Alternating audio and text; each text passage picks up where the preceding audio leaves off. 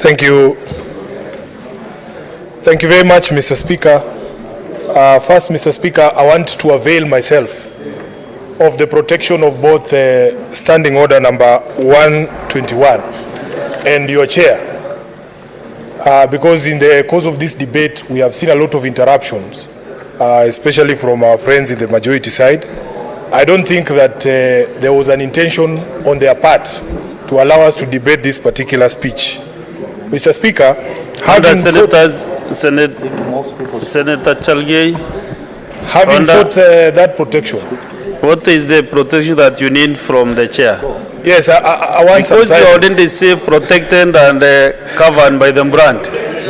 So what else do you need from Yes, me? I want to avail myself of that protection because of what we have seen in previous debates. But allow me to continue, Mr. Speaker.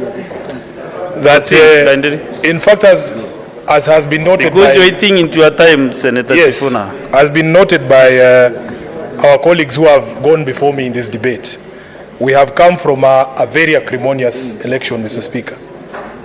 And the result of that election shows you that, in fact, the country is very evenly divided amongst the various political formations in the country. What that means, Mr. Speaker, is that even as we congratulate the people who won, there are a lot of people in this country who are still hurting from the result of the election. And I think it is only fair that everybody be accorded their time to be able to heal at their own pace. I don't think anybody can force anyone to move on with life at the pace at which they want. So it is that particular point that I want to start with by addressing those of us who did not vote for the current president or the current government. I want to make it clear, Mr. Speaker, that there is nothing wrong with us. There is nothing wrong with anyone who supported Raila Odinga. There is nothing wrong with anyone who voted for Baba or for the coalition called Azimio. And we know what people are going through at the moment. I want to tell them that even this will come to pass. There are more than enough moments that Baba has been vindicated, and this is not going to be any different. Having said that, Mr. Speaker, I want to pick up from where the president was speaking about this election. And in my view, as a senator, is that they say with great power comes great responsibility.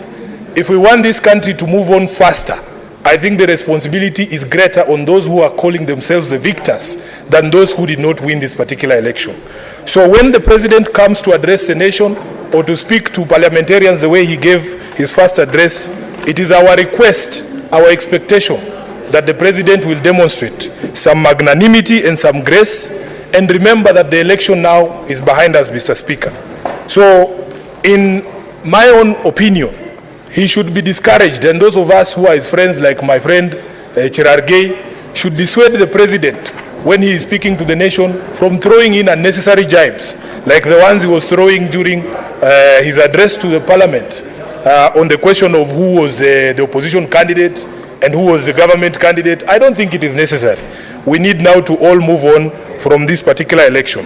Mr. Speaker, allow me to address the things that I heard the president say, and then to address the questions or the things that I didn't hear the president say.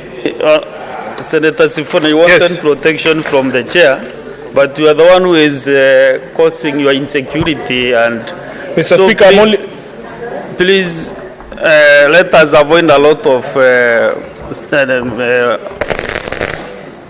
point of orders, because many senators in this room want to contribute to this motion. Mr. Speaker, so, what is out of order, Honorable Cherye? Which is standing order are you putting? Which standing order, which number? Mr. Speaker, on a related issue, understanding order number 1, which of course you have powers. Mr. Speaker, if you have noticed, we are disadvantaged on this side because our cards are not functional. And therefore, if we have any matter to raise, either as a point of order or any other issue, Mr. Speaker, can you direct the officers from ICT to ensure our cards are functional? Because the way Senator Sifuna is going, we might need some necessary and important interventions at some point. I thank you, Mr. Speaker. So, Senator Chalai, anytime you want to raise any issue, just catch the speaker's eye and you'll be given that opportunity. No, wake up, stand, put hands up. raise up from the seat. All those are acceptable. Traditional methods. Yeah. Proceed, Senator. Mr. Speaker, you can see Sifuna. why I took the earliest possible opportunity to seek your protection, because I know exactly what I am expecting this particular floor this afternoon. Acrimonious. Mr. Speaker, Okay, proceed. let me conclude that particular point that I was making by saying that all of us now recognize that we have one leadership in the country, and that in fact, as SG of ODM, I've said this before, and I want to put it here on record, none of us in ODM or in the opposition or minority party want this president or this government to fail. We are here to ensure that we provide the necessary supervision on this particular government so that they succeed. So, Mr. Speaker, first let me join hands or join the president in congratulating all the women, the extra women who are able to be elected as members of parliament in the individual constituencies. We know that it has been a difficult, process in this country to try and make sure that we achieve gender parity, especially in the National Assembly. I am very proud again, Mr. Speaker, as SG of ODM, that out of those 6 extra seats that we got or won in the, that women got in the National Assembly, 2 of them actually came from ODM. And I am happy that in this House, we have leaders of political parties. I have counted at least 3 SGs in this Senate, Mr. Speaker. And I am sure they will share in my disappointment, because one of the senators, when speaking to this point, I believe it was Senator Peris Tobiko, urged that political parties need to do more in order to encourage more women to participate in election and to actually end up elected.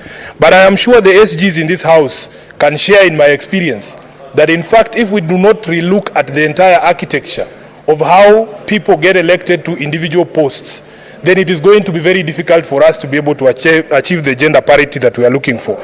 This first past the post system, Mr. Speaker, simply does not work if you wanted to achieve gender parity in the Houses of Parliament. So I am hoping that even as people continue to ask political parties to do more, we can have a relook at the entire architecture so that we don't just blame political parties for not doing enough to have women elected. Now, I was happy to hear the President ask and expect that he will expect bipartisan support for his agenda. That bipartisan support can only come when we see the sort of respect that I was speaking about, and the realization that now you are the leader of the entire country and not partisan positions being advocated out there. Mr. Speaker, I also heard the President speak about having more resources to the judiciary, and that this is what is going to allow or facilitate expeditious settlement of corruption cases.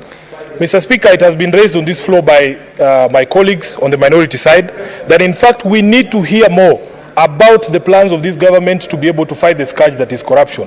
And increasing of resources to the judiciary alone, we don't believe is going to be the solution to the question of corruption, because you cannot argue that the only problem we are facing as a country when it comes to corruption is the question of slow resolution of those cases in the judiciary.